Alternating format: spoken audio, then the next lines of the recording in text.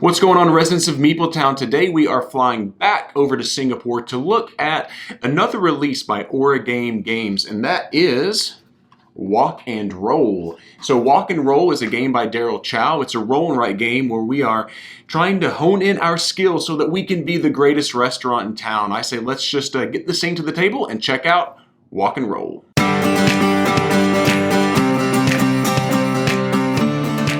So we have Wok and Roll set up and we're ready to play, and one thing I do love about it is how quick it is to set up. All I did was took this board, I folded it out, and the board game box actually doubles as a wok that we can roll and use as a dice tray. It doubles as a dice tray, that's a wok. So this game is relatively simple. I'm going to be playing the expert version just to add a little bit more thinkiness to it. I'm also going to be playing the solo version. I'll tell you the subtle differences between the solo and the regular version. This game does play 1 to 5 players. If you've noticed, I've written 1 to 10 up top. Now this is only in the solo version. We're doing this, and it's really simple. I actually really like how simple the solo is. I'm just going to see how many points I can score in 10 rounds. So the very first thing that I'm going to do on my turn is I'm going to take these dice. There's 6 of them. 2 of them are red, 4 of them are white, and I'm going to roll them in this wok.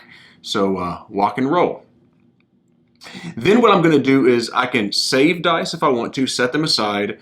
I can also re-roll up to 2 more times. And even if I've set some dice aside, I can determine after I roll again, maybe I don't want chicken, and I can re-roll those dice if I want to.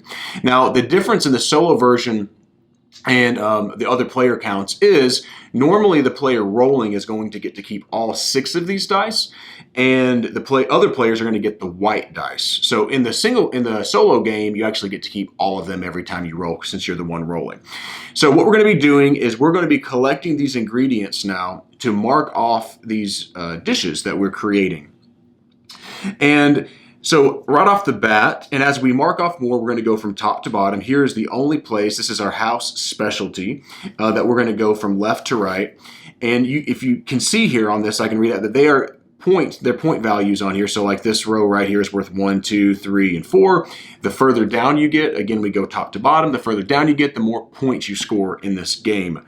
And yeah, so that's basically it. You'll notice that there are locks here, and I'll kind of talk about those as we progress. But I'm just going to kind of dive in here. I see right now that I have 3 chicken legs, which would immediately be able to let me do a dish here, except for I have a lock here, which means I don't know the recipe yet. So thematically, in order to remove this lock, I'm going to have the dice show up on 2, there we go, recipe book sides.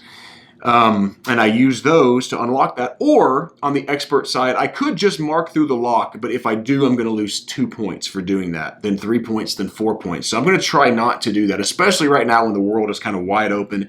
I can kind of do whatever I want. So I'm not super keen on that unless I want to roll these dice and try to unlock that right off the bat. Also, you'll notice that there may be like chicken or broccoli or things in here. These are going to be bonus ingredients that we can get into our pantry, which our pantry scores us points, plus we can use the pantry to build some of these dishes if we don't roll exactly what we want to roll. Okay, so let me think through this. Maybe I start off with some simple dishes here and try to unlock a few things. I need broccoli and shrimp for my house specialty, which can score me. The most points I can get is a 6-pointer by filling that whole thing over to the right. So yeah, let's do that. Let's go ahead and start with, I'm going to save these 2 dice. Actually, I could actually go here and here potentially. So I'm going to do that. So I've got broccoli and a chicken, and I've got a chicken. Now I need another broccoli.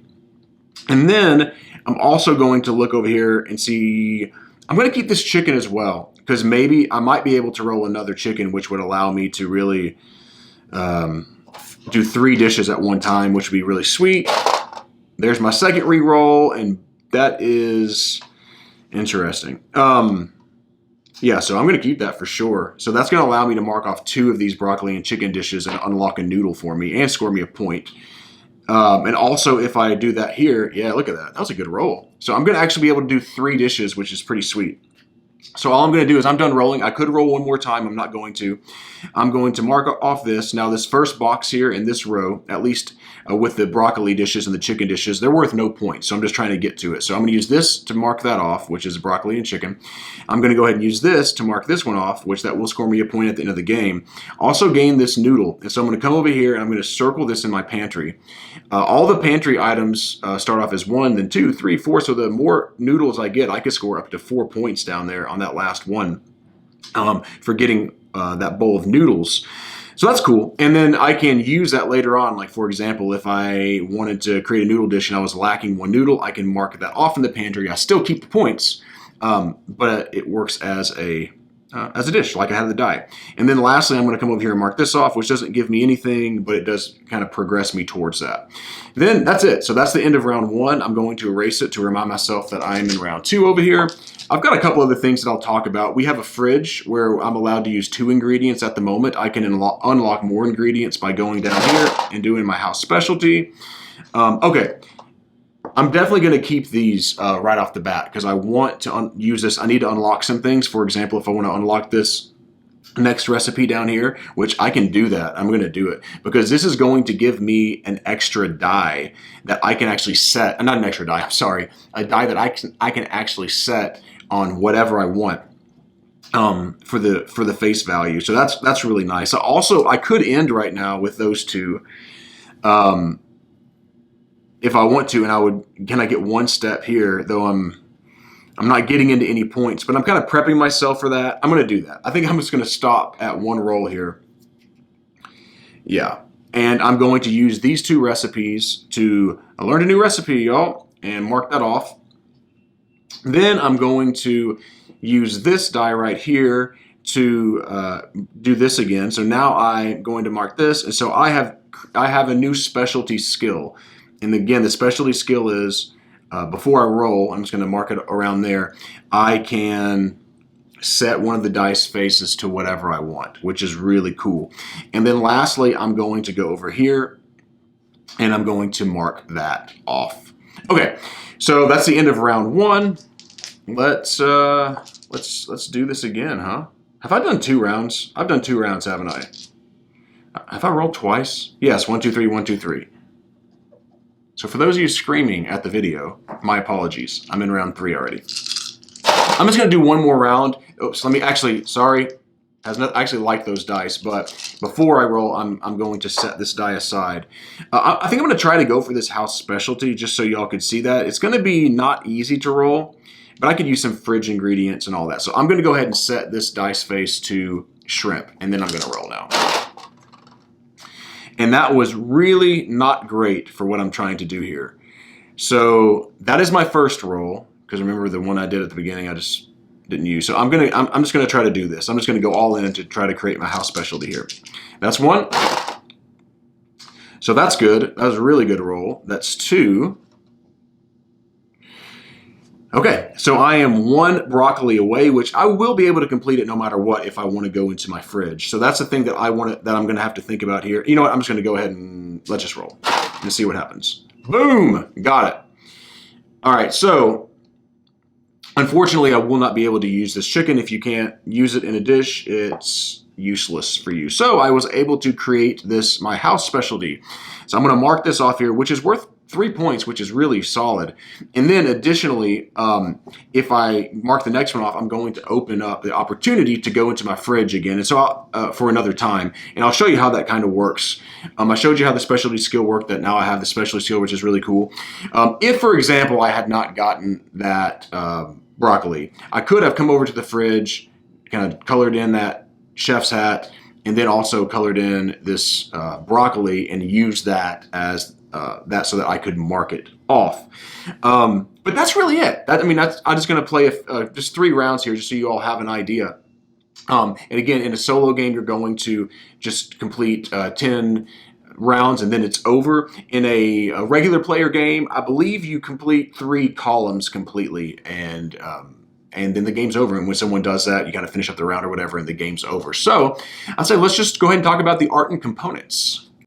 All right, so let's talk about the art and components. First of all, I really like these boards.